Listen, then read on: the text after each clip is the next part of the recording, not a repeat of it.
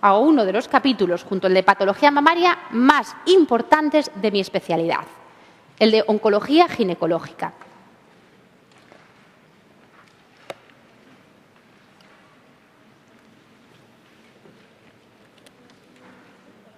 Bueno, si hacemos un pequeño esfuerzo, clasificamos, o mejor dicho, ordenamos los tumores de más a menos frecuentes. Acordaros que el más frecuente es el de la mama, el segundo, el de endometrio, el tercero, ovario, y el cuarto, cervix. Bien, entonces vamos a repasar los más frecuentes. Vamos a empezar por el menos frecuente en nuestro medio, que es el cervix. Os insisto mucho en el cervix porque es muy preguntado en el MIR. Bien, ya sabéis que precediendo a un cáncer de cervix invasor tenemos las típicas lesiones intraepiteliales del cervix. ¿Dónde aparecen en el cervix estas lesiones intraepiteliales? ¿En qué zona? Unión escamocolumnar. Y normalmente aparecen como lesiones multicéntricas. ¿Y dan síntomas estas lesiones intraepiteliales del cervix? Ninguna. Bien. ¿Os acordáis? Este esquema es buenísimo. Este esquema nos dice cómo a partir de un epitelio cervical normal podemos pasar a un cáncer a través de un virus. Fijaros, aquí tenemos cofactores de adquisición, aquellos factores que ayudan a que una mujer adquiera la infección por el virus de papiloma humano. Los cofactores de adquisición típicos, ¿cuáles son? La promiscuidad, la precocidad en las relaciones sexuales, ¿no? A más promiscuidad, más fácil adquirir el virus del papiloma humano. Bien, como consecuencia de esa infección, de un epitelio normal pasamos a un epitelio anormal. Pero aquí tenemos lesiones de bajo grado, ¿vale? Si actúan los cofactores de progresión, esa lesión de bajo grado puede convertirse en una de alto grado. A recordar los cofactores de progresión, que son que tengamos una alta carga viral, que sean virus del papiloma humano el 16 o el 18, que se sobreexpresen los oncogenes E6, E7, la multiparidad, ¿os acordáis? El tabaco también es un factor de riesgo importante y la toma de anticonceptivos. Esos son los más importantes a recordar. ¿Me seguisteis? Alta carga viral, 16-18, expresión del oncogen, 7, acordaros, la multiparidad, el tabaco y los anticonceptivos. ¿Qué aumentaban los anticonceptivos? Cervix, ¿no? ¿Y qué disminuían? Ovario y endometrio. Bien, lo que os digo, si actúan estos cofactores de progresión de una lesión intraepitelial de bajo grado, pasamos a otra de alto grado. Y si ya actúan los cofactores angiogénicos de invasión, pasamos a un microinvasor y luego a un cáncer invasor. Importante también a tener en cuenta esta rama del lado izquierdo. Acordaros que las lesiones de bajo grado en un 70% de los casos remiten espontáneamente a la normalidad. Y fijaros, incluso las lesiones de alto grado, aunque en un porcentaje más bajo, también pueden remitir espontáneamente a la normalidad. Claro este esquema, ¿no? Pues seguimos avanzando. Vamos a estudiar esto. Cribado de las lesiones intraepiteliales de cervix. Cribado, ¿cómo? A través, ya sabéis, de la triple toma, el Papa Nicolau que conocéis todo el mundo. Se toma una muestra de la zona de transformación del endocervix, de la vagina, y eso se extiende en un porta. Decimos que la citología es positiva cuando lo que veis en la imagen, fijaros, aquí se altera el núcleo. El núcleo se hace de un contorno más irregular, es más intenso en su color, aumenta de tamaño. Eso significa que es citología positiva. Fijaros, el Papa Nicolau, la citología cervical, fijaros, tiene baja sensibilidad, en cambio tiene alta especificidad para el CIN2 y CIN3. ¿De acuerdo? Acordaros, el Papa Nicolau tiene baja sensibilidad, aunque alta especificidad para el CIN2, CIN3. Y este es el programa de cribado de cáncer de cervix que propone en nuestro medio la Sociedad Española de Ginecología y Obstetricia. ¿Lo recordáis? Dice que hay que hacer Papa Nicolaus a las mujeres a partir de los 25 años o tras 3 años de la primera relación sexual, ¿vale? Se le hace esa citología y al año siguiente otra. Si las dos son negativas, entonces se les pasa a la siguiente citología a 3 años, ¿vale? Y así hasta el final del cribado, que son los 65 años. Y fijaros en esta ramita de aquí, mujeres de más o igual a 35 años, si además de hacerles Papa Nicolau, le hacemos el test para detectar si tienen ADN de virus de papiloma humano y esto todo resulta negativo, es decir, no tiene el virus, podemos espaciar el siguiente control, fijaros, hasta 5 años. Pero si, bueno, resulta que sí que tiene el virus, aunque no tenga lesión citológica, entonces no, ya el control tiene que ser anual. Bien, otra técnica de cribado y a veces de diagnóstico de estas lesiones intraepiteliales es lo que veis en la imagen. ¿Os acordáis? La colposcopia. Colposcopia es un microscopio binocular de bajo aumento a través del cual vemos el cuello del útero, instilando ácido acético o instilando Lugol, que es la prueba de Schiller, es lo que veis aquí. La idea con la que tenéis que quedaros es que en la prueba de Schiller no se va a teñir con Lugol las lesiones, las zonas anómalas no van a captar Lugol, así como el endocervis tampoco lo capta. Entonces, del exocervis, aquellas zonas que no capten Lugol es la que tenemos que biopsiar. ¿Me entendisteis? Y tercera prueba de diagnóstico y cribado es esta, la técnica para determinar si hay ADN del virus del papiloma humano mediante técnicas de hibridación o PCR. Bien, una vez que hemos cribado, para confirmar que una mujer tiene una lesión intraepitelial de cuello de útero, hay que hacer pruebas diagnósticas. Las pruebas diagnósticas siempre es lo mismo, es hacer biopsias. En el cuello del útero generalmente cogemos biopsias dirigidas por colposcopia. La colposcopia permite visualizar, como visteis en la imagen, sobre todo el exocervis. El problema está cuando tenemos una lesión sospechosa en endocervis. En ese caso, la biopsia la obtenemos haciendo un legrado endocervical. Fácil de resolver, ¿vale? Otra técnica diagnóstica y muchas veces terapéutica es esto, la conización. Resecamos un cono, un trocito de cuello de útero, utilizando un asa de diatermia o un bisturí eléctrico, y esto muchas veces es el tratamiento definitivo. Esto es lo que se hace en el caso de que tengamos un CIN2 o un CIN3, ¿de acuerdo? Y ahora vamos a ver la clasificación de las lesiones intraepiteliales del cuello del útero. Si hacemos una clasificación teniendo en cuenta el concepto anatomopatológico, la biopsia es muy fácil, CIN1, CIN2, CIN3. Si tenemos en cuenta las células, la clasificación es la de Bethesda y tenemos que tener en cuenta células escamosas o células endocervicales. En las células del exocervis podemos tener células escamosas de significado incierto, podemos tener lesión de bajo grado, de alto grado o podemos tener carcinoma escamoso. Y en las de endocervis, ¿qué podemos tener? Células endocervicales de significado incierto, podemos tener un AIS, es decir, un adenocarcinoma in situ o un adenocarcinoma. ¿Me seguisteis? Exocervis y endocervis, cada uno con sus variantes. Perfecto. Tratamiento, súper fácil. Si os encontráis con un CIN1, no hay que tratar. ¿Por qué? Por la posibilidad de remisión espontánea a la normalidad. Hay que estar muy atentos y hacer un seguimiento semestral, ¿vale? Con colposcopia y citología. Si es un CIN2 o un CIN3, ¿qué tenéis que hacer? Nos lo preguntan muchas veces en el MIR. Una conización. ¿Os cabe duda? Ninguna. ¿De acuerdo? Conización para el CIN2 y CIN3. Únicamente se optará por la histerectomía para tratar un CIN2 o un CIN3 cuando hacemos un cono y los bordes permanecen afectos o, por ejemplo, cuando la lesión ya se extiende hacia la bóveda vaginal o, por supuesto, si la mujer ya tiene otros problemas ginecológicos asociados. Bien, y ahora caso clínico. Gestante que en la semana 22 le detectáis un CIN2 por biopsia y colposcopia. ¿Qué hacéis? ¿Le hacéis un cono a una gestante en la semana 26? No.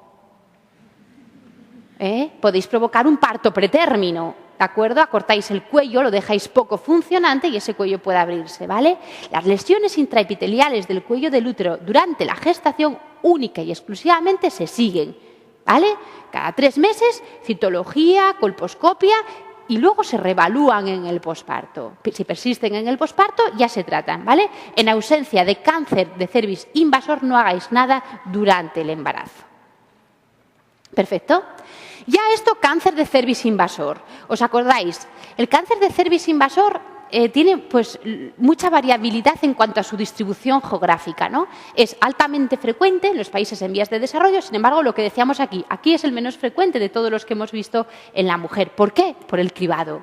¿De acuerdo? El cribado es la técnica que ha permitido disminuir esta incidencia tan drásticamente en nuestro medio. Bueno, ¿cuál es la condición necesaria pero no suficiente para que una mujer tenga un cáncer de cervix? Virus del papiloma humano. Cofactores que favorecen la progresión de una lesión de bajo grado a alto grado, acordaros, alta carga viral, 16-18, expresión del oncogen E6-E7, multiparidad, tabaco, anticonceptivos, ¿vale? Y de así pasamos de una lesión de bajo grado a alto grado, y si actúan los factores angiogénicos de presión, llegamos pues a un cáncer invasor. ¿Os acordáis? Cáncer invasor que procede de una lesión intraepitelial que tiene su origen ¿en qué zona generalmente del cuello del útero? En la unión escamocolumnar. ¿Os acordáis? La zona de transformación. ¿Cómo se propaga el cáncer de cervix? El cáncer de cervix, también el endometrio, ya lo veremos, se propagan sobre todo, y el de ovario, por contigüidad a las estructuras vecinas. ¿Os acordáis del estadiaje del cervix? De cervix pasa a vagina, a sus estructuras vecinas, ¿de acuerdo? Se propaga fundamentalmente por contigüidad y vía linfática. La diseminación hemática en los cánceres ginecológicos es menos frecuente. Bien, tipos histológicos. Acordaros, en vulva también, así como en cuello uterino, el cáncer más frecuente es el escamoso. ¿Os acordáis de eso? Cáncer escamoso, ¿vale? Ojo también que en cervix que podemos tener adenocarcinoma. Ojo con el adenocarcinoma, que tiene peor pronóstico, ¿vale? Y no se ve por colposcopia. Y se relaciona sobre todo con el virus del papiloma humano tipo 18, otro dato a tener en cuenta. Y ojo también que en el cuello del útero, además del escamoso, del adenocarcinoma, podemos tener otro tipo de tumores, linfomas, sarcomas, cualquier tipo de tumores. Bien, ¿cuál es la clínica de las lesiones intraepiteliales de cervix? ¿Dan clínica? El que una mujer tenga un CIN2, ¿pensáis que le produce algún problema? Nada, no da clínica, ¿de acuerdo? No da dolor, no da sangrado. Problema, ¿cáncer invasor hay clínica? Sí. Hay sangrado en agua de lavar carne, ¿vale? Luego síntomas digestivos, síntomas urinarios, y puede aparecer ya dolor cuando estemos en estadios bastante avanzados.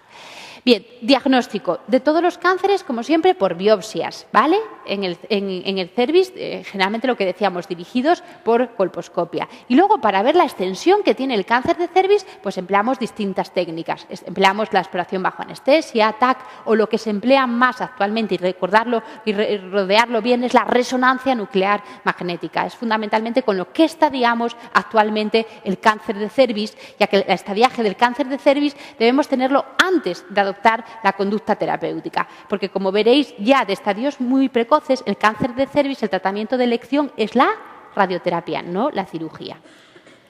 Perfecto. Estadiaje, por lo tanto, del cáncer de cervix preoperatorio. Acordaros, mediante biopsia y sobre todo resonancia.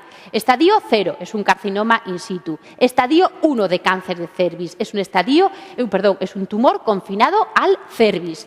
Tenemos aquí el 1A o el 1B. Bien, el 1A es microinvasor, puede ser a su vez 1A1. El 1A1, como es, de menos de 7 milímetros de longitud y de menos de 3 milímetros de profundidad, y el 1A2 es de menos de 7 milímetros de longitud y de menos de 5 milímetros de profundidad. ¿Me seguisteis?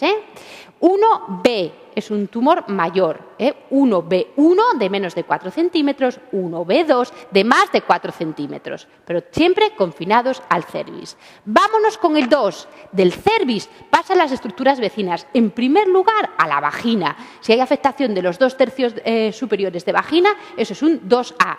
¿Os acordáis? Dentro del 2A, una vez más, hay subdivisión. 2A1, 2A2. 2A1, otra vez, menos de 4 centímetros. 2A2, más de 4 centímetros. Y luego tenemos el 2B, que es cuando hay afectación parametrial, pero sin llegar a pared pélvica. Estadio 3.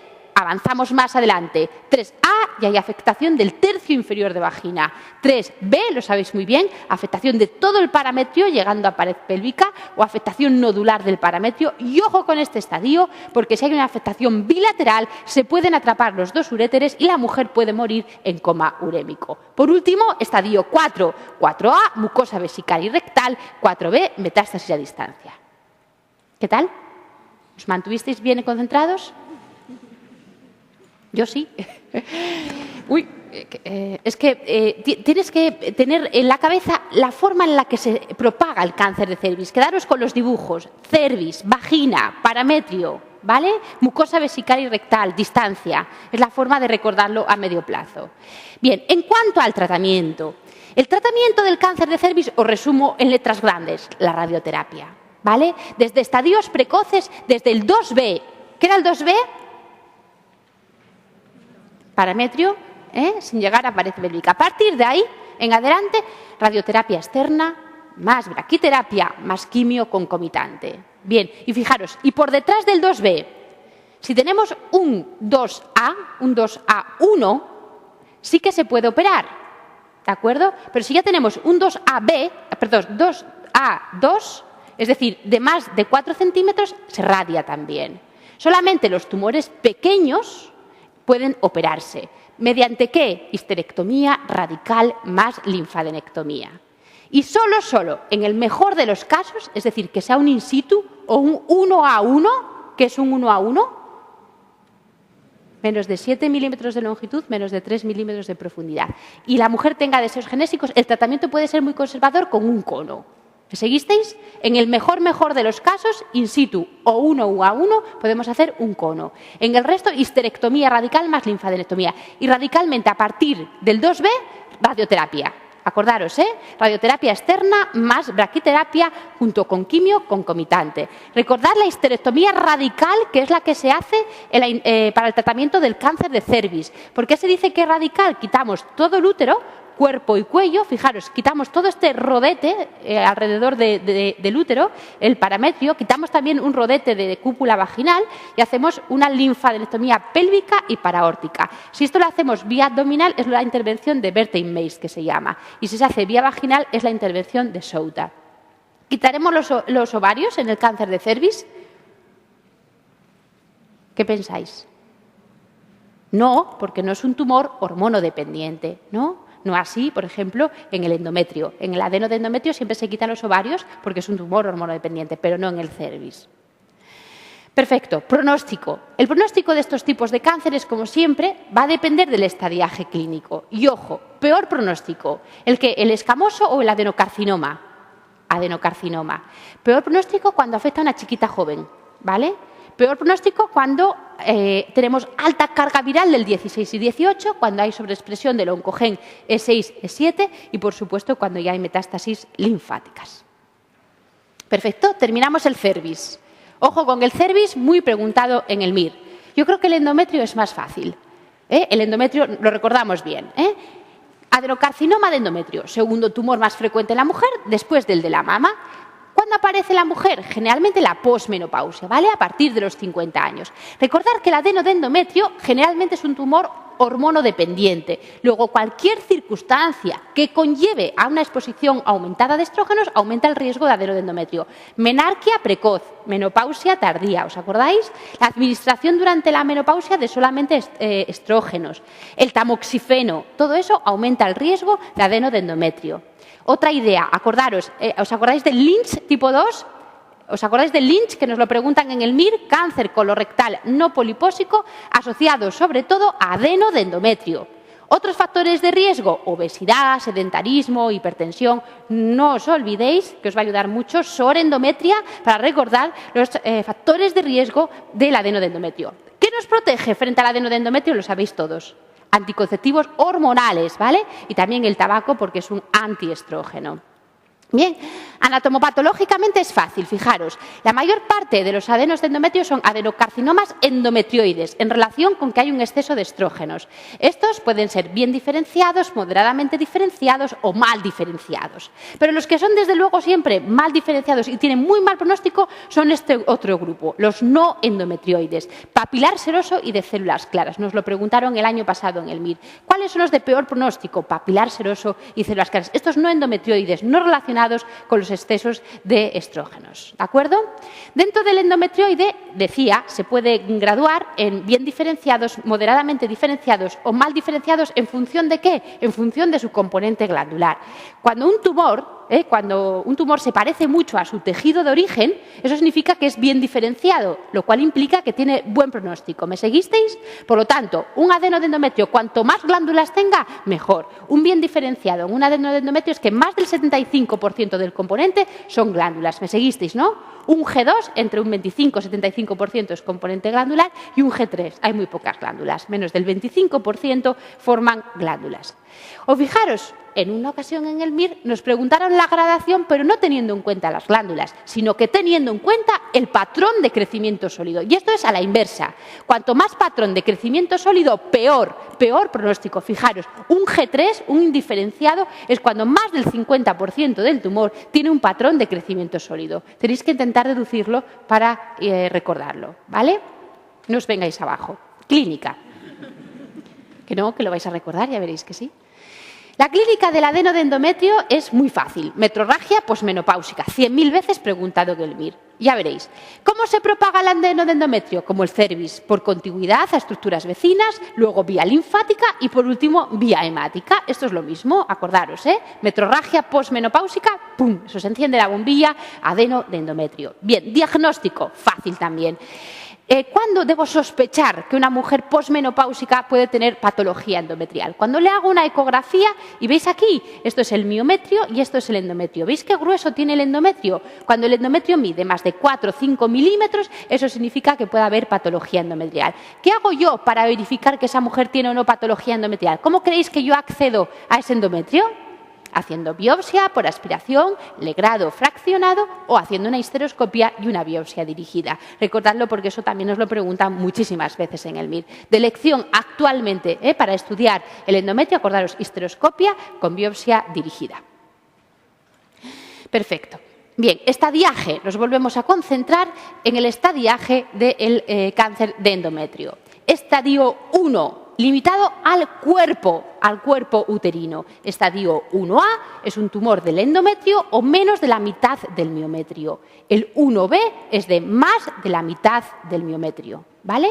Limitado al cuerpo. Fijaros, estadio 2 ya no solamente es del cuerpo, también del cuello uterino, pasó al estroma cervical.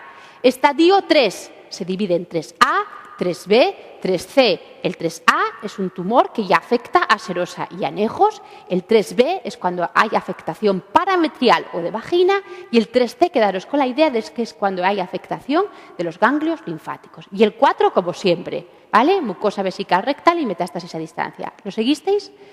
Muy preguntable, ¿eh? Porque esta clasificación es de FIGO 2009, que todavía nunca nos la han preguntado en el MIR. ¿Qué es un 1B en el adeno de endometrio?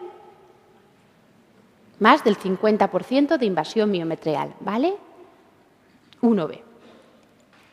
Perfecto. Bien, pasamos al tratamiento. Decíamos, tratamiento del cervix, radioterapia, ¿no?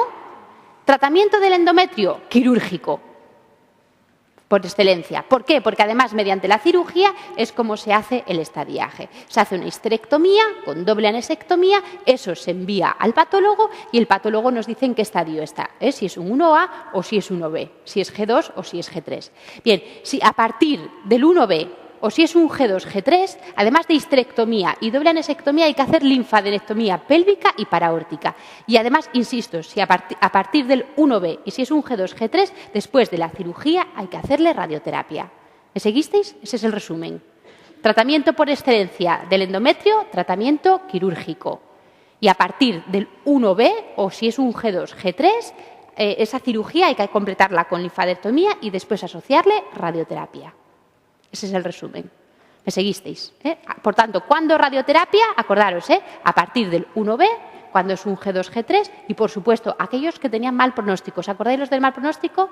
Papilar seroso o células claras, que no se os olvide. Bien, factores pronósticos en endometrio. Depende del estadiaje clínico, depende del grado de diferenciación tumoral y os insisto, papilar seroso de células claras tiene peor pronóstico. Y para terminar, ya con la oncología, bien, endometrio bien, ¿no? Yo creo que sí, ¿todo claro? Sí, ¿no? Sí. Bien, ovario. Ya sabéis, esto es un ovario. El ovario está recubierto de un epitelio. Pues bien, la mayor parte de los cánceres de ovario proceden del epitelio que recubre al ovario, del epitelio celómico. Además, pueden proceder de la célula germinal o pueden proceder de los cordones sexuales. Bien, factores de riesgo de cáncer de ovario. Los cánceres de ovario suelen aparecer en mujeres del medio urbano, de alto nivel socioeconómico, en torno a los 50 o 60 años. Y hay una teoría que intenta explicar el cáncer de ovario, que es lo que veis ahí en amarillo, la teoría de la ovulación incesante. ¿Os acordáis? Las mujeres que están continuamente ovulando, en esa ovulación se produce una lesión en la superficie del ovario y a veces esa lesión no se repara adecuadamente y la consecuencia ¿cuál es? Pues que al final se produce un proceso neoplásico. Por eso, los anticonceptivos, como producen anovulación, pues disminuyen el riesgo de cáncer de ovario. ¿Me seguisteis? Anticonceptivos hormonales que aumentaban el riesgo de cervix y disminuían el riesgo de ovario y endometrio. Bien, importante también la historia familiar. Fijaros, hay algunos cánceres de ovario que se transmiten familiarmente. Hay un síndrome de cáncer de ovario familiar, hay otro que es, este lo vamos a ver después, cáncer de mama y ovario familiar, asociado a mutaciones en el BRCA1 y 2. Y fijaros, otra vez, el Lynch tipo 2, que era, que ya lo vimos, cáncer colorectal no polipósico, asociado especialmente ¿a qué? Adeno de endometrio. Y la segunda asociación más frecuente a esto, a cáncer de ovario. Bien, y también habíamos visto, por ejemplo, el Peu-Jawers. ¿Os acordáis en qué contexto? Pubertad precoz isosexual periférica. Os decía que en el Peu-Jawers, el que aparece pigmentación mucocutánea, poliposis intestinal, hay tumores de la granulosa a veces, ¿vale? Bien, factores que protegen frente al cáncer de ovario, anticoncepción, el embarazo, por el mismo mecanismo que los anticonceptivos hormonales. Durante los 9 meses de embarazo la mujer no ovula. Y por un mecanismo desconocido, la ligadura tubárica. Bien, y vamos allá con la clasificación de los cánceres de ovario. Nos lo preguntaron, esta clasificación el año pasado. Empezamos con los del epitelio celómico, digo, los más frecuentes. Empezamos con los serosos. Bueno, aquí es fácil. Los serosos pueden ser benignos, borderline o malignos. A recordar. El cistoadenocarcinoma seroso de ovario es el cáncer de ovario más frecuente. ¿Qué es típico del cistoadenocarcinoma seroso de ovario desde un punto de vista microscópico? Los cuerpos de Samoma. Bien, ecográficamente, ¿cómo se expresa este cistoadenocarcinoma seroso de ovario? Como una estructura sólido-quística, ¿os acordáis? Mezcla de zonas sólidas con zonas quísticas. Cuanto más zona sólida, más maligno que es el tumor. Además hay tabiques, excrescencias, etc. Mucinoso, lo mismo, benigno, borderline o maligno. Un gran quiste lleno de moco que puede producir una peritonitis meconial. Meconial. Estoy en otro asunto. Un pseudomisoma peritoneal. Bien, luego tenemos el borderline y por último el maligno. Seguimos concentrados, clasificación del epitelio celómico, tumores serosos, tumores mucinosos y luego los endometrioides. Fijaros, dentro de los endometrioides tenemos la variante benigna y la variante maligna. La benigna son los adenomas y adenofibromas y luego el carcinoma endometrioide es el maligno, como el adeno de endometrio, muy parecido a él. Bien, y luego tenemos el de células claras, en el cual está contraindicada la terapia hormonal sustitutiva y por último el tumor de Brenner. El tumor de Brenner es un tumor preguntable, es peculiar, es un tumor sólido, generalmente benigno, aunque también puede ser maligno, generalmente es no funcionante. Y acordaros, es un tumor sólido, como los fibromas y como los tecomas. Y estos tumores sólidos se pueden asociar con el síndrome de Mace, lo sabéis, ascitis e hidrotoras. ¿Seguisteis? Esos son los tumores del epitelio celómico, serosos, mucinosos, endometrioides, de células claras, tumor de Brenner. Bien, pasamos a otro grupo, tumor de las células germinales. ¿Cuál es el tumor más frecuente del de las células germinales? Lo sabéis todos, el teratoma, el disgerminoma, ¿vale? Eso es lo que les da las características generales de los tumores de las células germinales. Suele aparecer en mujeres jóvenes, suelen ser unilaterales, muchas veces de gran tamaño y son benignos los teratomas, ¿vale? Eso es el global, porque ya os digo, los tumores más frecuentes de las células germinales son los disgerminomas. Pero bien, hay formas que no son teratomas, hay formas que son malignas. Por ejemplo, el disgerminoma, como bien dice su nombre, es un tumor que deriva directamente de la célula germinal. ¿Os acordáis dónde vimos el disgerminoma? Si lo recordáis, en el Morris. Os decíamos que había que hacer gonadectomía porque si no podían degenerar hacia disgerminoma. Es maligno, es parecido al seminoma y la peculiaridad que tiene es que mientras que la mayoría de los cánceres de ovario se tratan con cirugía más quimio, este se trata con cirugía más radioterapia. Cirugía más radioterapia. Bien, tumor del seno endodérmico. A recordar de este fundamentalmente es que eleva la alfa-fetoproteína. Nos lo preguntaron 100.000 veces en el MIR. Luego el embrionario eleva alfa-fetoproteína y gonadotropina coriónica humana, como eleva también el coriocarcinoma, eleva fundamentalmente la HCG. Y por último, eso lo que os digo, el grupo lo más frecuente de los de las células germinales, recordad, los teratomas, esos quistes peculiares que derivan de las 2-3 hojas blastodérmicas. En general, como os digo, son benignos. Hay una excepción en los teratomas en cuanto a la benignidad, que son los teratomas inmaduros. Esos son malignos. los teratomas inmaduros, que tienen tejido neuronal. Y dentro de los maduros tenemos el sólido o el quístico. El quístico, que es el dermoide, es el más frecuente. Es ese típico quiste con dientes, con grasa, con pelos. Si a una chica joven le hacemos una radiografía simple de abdomen y vemos macrocalcificaciones groseras en fosa ilíaca derecha, ¿qué debemos de pensar? Pues en esto, en un teratoma, que ya os digo, quístico maduro, que es un tumor benigno. ¿Qué tal lo visteis? Bien, ¿no? Seguimos con los tumores ahora ya de los cordones sexuales. ¿De acuerdo? Los tumores de los cordones sexuales, es decir, los tumores de la granulosa y de la teca. ¿Qué produce la granulosa? Estrógenos. ¿Qué produce la teca? Andrógenos, ¿no? Entonces, si hay tumores de la granulosa de la teca, como son funcionantes, van a dar clínica. Luego los vamos a diagnosticar más rápidamente, ¿de acuerdo? En un estadio 1 ya lo solemos diagnosticar. Bien. Tumores de la granulosa. Lo característico de los tumores de la granulosa desde un punto de vista microscópico es esto a recordar. Cuerpos de Kall-Essner, que son estas células dispuestas como en roseta con un material Pas positivo central. Y luego tenemos los tumores de la teca, en el que las células se disponen como en cordones, son fusiformes y se disponen en cordones. Y muchas veces los tumores de la teca se asocian con fibromas, que es a su vez el tumor más frecuente de este grupo, del de los cordones sexuales, los fibromas, que son también tumores sólidos. ¿Os acordáis qué otro tumor sólido ya hemos visto? Brenner, fibromas y tecomas se pueden asociar con el síndrome de Méis, ¿vale? Y por último, dentro de los tumores de los cordones sexuales y del estroma tenemos como dice su nombre, arrenoblastoma. Es un tumor que también se llama de las células de Sertoli, productor de andrógenos. ¿Qué provocará en una niña un tumor de un arrenoblastoma? Una pubertad precoz heterosexual, ¿vale? Bien, y luego ya hay tumores mixtos, por ejemplo, el gonadoblastoma. Este es un tumor que puede ser visible también mediante radiografía simple de abdomen, porque presenta macrocalcificaciones finas, y lo hemos visto en un contexto, el gonadoblastoma, si os recordáis, en el Turner, lo hemos visto. Y luego tenemos los metastásicos, por ejemplo, el de Krukemmer, que todo el mundo lo sabéis. Son adenocarcinomas bilaterales en el ovario, que son metástasis que proceden de un gástrico o de uno de colon. Clínica. El cáncer de ovario, el problema está en que no produce clínica y cuando la produce es muy tarde. Ya estamos en un estadio 3 o más adelante, ¿de acuerdo? De producir clínica, las mujeres tienen mucha ascitis, mucha distensión, tienen una gran masa abdominal, dificultad respiratoria, suelen tener caquexia, anorexia, adelgazamiento y acordaros, muchas veces tienen síndromes paraneoplásicos. Os lo dije en la segunda vuelta. ¿Os acordáis cuál es el síndrome paraneoplásico más frecuente en el cáncer de ovario? Lo tendréis apuntado porque no lo trae en el libro. Hipercalcemia. Hipercalcemia. También puede aparecer ataxia cerebelosa, anemia hemolítica microangiopática, etc. Acordaros, el síndrome paraneoplásico que con más frecuencia aparece asociado al cáncer de ovario es la hipercalcemia. Diagnóstico, pues bien, fácil, palpamos una tumoración. Por ecografía vemos esta imagen, una tumoración sólido-quística. Recordad, cuanto más componente sólido, más maligna es esa lesión, con papilas, con excrescencias.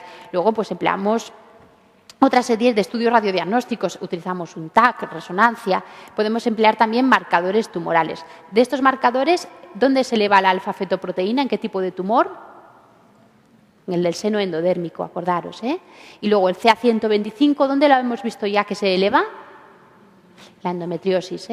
Bien, el CA125 es un marcador tumoral muy sensible, pero muy poco específico, especialmente en la mujer en edad fértil. Ya habéis visto, hay patologías benignas, como puede ser la endometriosis, incluso los miomas, incluso en el embarazo, el CA125 se eleva. Es muy sensible, pero en realidad eso, lo que os digo, poco específico. ¿Cuál es la principal utilidad de este marcador tumoral? Es que diagnosticamos a una mujer de cáncer de ovario, ¿no? y le determinamos en sangre el marcador tumoral pretratamiento. Luego la tratamos y vemos cómo el marcador disminuye. Y luego la vamos siguiendo. A veces la mujer no tiene ninguna clínica ni nada, pero, por ejemplo, 2 años más tarde vemos que el marcador empieza a elevarse. Ojo, ¿eso qué significa?